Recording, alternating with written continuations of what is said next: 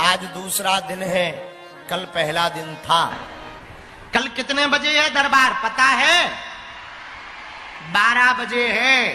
कल समय पे आना, क्योंकि हम टाइम के पक्के हैं। तो भैया 12 बजे कल दरबार भी लगाया जाएगा। आज की कथा को प्रारंभ करते हैं। बोलो सीताराम। सुनो, भगवान महान बनाने के लिए ही ठोकर देता है। संघर्ष इंसान को महान बनाता है, मुसीबत इंसान को महान बनाती।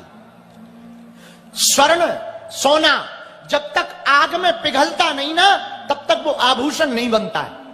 जेवर कब बनता, ज्वेलरी कब बनता? जब उसे आग में तपाया जाए। बिना सोना को तपाए आभूषण नहीं बनता। लोहा को बिना पीटे हथियार नहीं बनता। पत्थर को बिना छेनी हथौड़ा मारे मूर्ति नहीं बनता। उसी प्रकार इंसान भी महान तब तक नहीं बन सकता जब तक वो ठोकर ना खाए। ठोकरों में घबराना नहीं चाहिए, सहो। आज जो तुम पे हंस रहे ना, यदि तुम सहते रहोगे, यदि तुम बहुत मुस्कुराते रहोगे, यदि तुम प्रतिदिन सीखते रहोगे, हम तुम्हें दावे के साथ बांदा वालों कह सकते हैं, आज जो तुम पर हंस रहे ना, कल तुमसे मिलने के लिए तरसेंगे। यदि आज तुम मुसीबतों को सह लोगे, तो जो तुम्हें आज गाली दे रहे ना, हमारी बात तुम कान खोलकर सुन लेना बांदा वालों, जो तुम पर हंस रहे, जो तुम्हें गाली दे रहे, तुम सहते रहना, भगवान पर भरोसा रखना। जो तुम्हें गाली दे रहे वो तुम्हें ताली भी देंगे। बांदा के पागलों, एक बात तुम याद रखना। शिव प्रताप सिंह आगरा वाले, तुमने पूछा कि जिंदगी में कठिनाइयां क्यों आती हैं? महान बनाने के लिए भगवान मुसीबत देता है। उन मुसीबतों को, आपदा को अवसर में बदलना सीखो। किसी गांव से एक आदमी चला जा रहा था, महाराज, किसी गांव से एक आदमी चला जा रहा था। आज कथा में पहाड़ी बाबा भी विराजमान है और परमेश्वर दास जी भी महाराज जी विराजमान है। आपके चरणों को हम प्रणाम करके भगवान एक बात कहें। एक गांव में आदमी जा रहा था, उसका पैर एक पत्थर में लगा। पत्थर में लगा तो वो पत्थर उचट कर एक फूल के पास पहुंच गया, पुष्प के पास।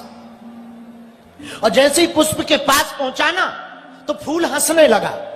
वो फूल रहा होगा बांदा का, वो फूल हंसने लगा कि तू पत्थर का पत्थर ही रहा, चोट ही खाता रहता है, कभी इधर लुढ़कता, कभी उधर लुढ़कता, कभी यहां जाता, कभी उधर जाता। पत्थर है ना, जिंदगी खराब है। मुझे देख, मैं फूल हूं, खुशबू है मेरे अंदर। पत्थर बेचारा कुछ नहीं बोला, क्योंकि पत्थर हमारे गांव का था, फूल बांदा का था। पत्थर बेचारा कुछ नहीं बोला, फूल हंसता रहा। और जो तुम पर हंसते हैं उनके लिए ये जवाब है, बांदा वालों। फूल हंसता रहा, पत्थर कुछ ना बोला, चुपचाप पड़ा रहा है। लेकिन वो पत्थर थोड़ा गोल मटोल था, बड़ा सुंदर था। एक महात्मा चले जा रहे थे, फूल के पास में उस पत्थर को देखा। अरे हमारे घर पर कोई शंकर जी नहीं है, ये शंकर जी की पिंडी बहुत अच्छी है, छोटी सी। वो पत्थर को उठा लिया, महात्मा ले गए अपने आश्रम। और जैसे ही आश्रम ले गए, शंकर जी मान करके तुलसी घर में रख दिया। तुलसी घड़ा में धर करके जल चढ़ा दिया, तिलक लगा दिया। हर हर बोले नमः शिवाय, कर्पूर गौरम करुणावतारम संसार सारम भुजगेंद्र हारम सदा वसंतम हृदयारविंदे भवम भवानी सहितम नमामि। मंदार माला बहुकाल काली कपाल मालई आदि आदि श्लोकों से दिव्य स्तुति करने लगे, बढ़िया गाने लगे, तिलक लगाने लगे, अक्षत चढ़ाने लगे, चावल चढ़ाने लगे, अगरबत्ती लगाने लगे। तब तक याद आया फूल तो है ही नहीं है। भागे भागे बाग में गए, वही फूल तोड़ा जो हंस रहा था, क्योंकि वो बांदा का था। उसी फूल को तोड़ करके महात्मा लाए और ला करके शिवलिंग के ऊपर जो पत्थर पड़ा था ना भैया, उसी के ऊपर चढ़ा दिया। और जैसे ही चढ़ाया तो अब पत्थर मुस्कुरा करके बोला, फूल भैया उस दिन तुम हम पर हंस रहे थे, उस दिन हम चुप रहे, आज समय का खेल देखो, मैं शिव बन गया, तुम मेरे ऊपर फूल बन करके चढ़ रहे हो। बात समझ आई है? बोलो हाँ जी या ना जी? अरे जोर से बोलो ना। इंसान को ठोकरें महान बनाती हैं। ठोकरों से घबराओ मत मेरे पागलों, तुम्हारे जीवन में मुसीबतें हैं, घबराओ मत। भगवान राम को भी भगवान बनने के लिए बन जाना पड़ा। जब तक वो बन नहीं गए तब तक वो बन नहीं पाए। प्रभु राम बन गए, इसलिए तो बन गए। अपने ही चित्रकूट में 12 साल तक रहे, यही बगल में है चित्रकूट। भैया जब मुसीबतें सबके जीवन में आती, मीरा के जीवन में कम मुसीबत थी क्या? विष पीना पड़ा, लोग ताने देते थे, घर वाले गालियां देते थे।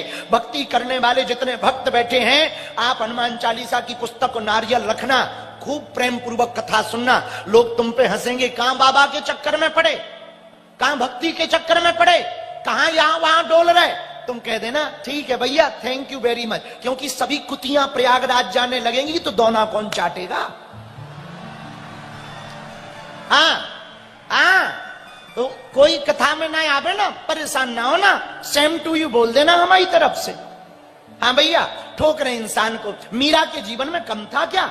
मीरा ने विष पिया, मीरा को पति ने ही विष पिलाया, गालियां दी, लोगों ने ताने दिए। मीरा के ही साथ में रहने वाले लोगों ने कहा ये तो बाबाओं के बीच में डोलती है, नाचती है, नर्तकी है, नृत्यांगना है।